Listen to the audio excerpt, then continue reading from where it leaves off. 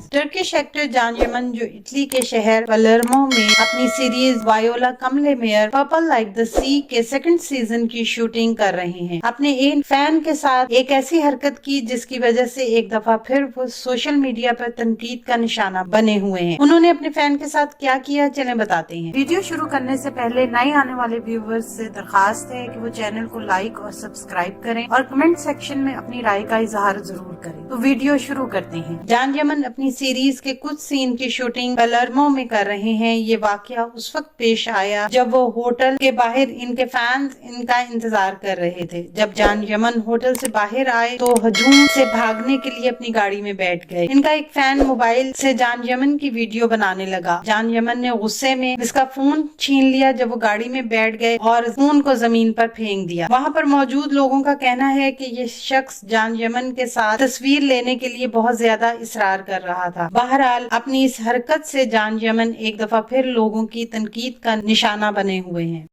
आने वाले दिनों में अपने पसंदीदा ड्रामों की मजीद मालूमात के लिए हमारे चैनल को लाइक करें, शेयर करें और सब्सक्राइब करना ना भूलें।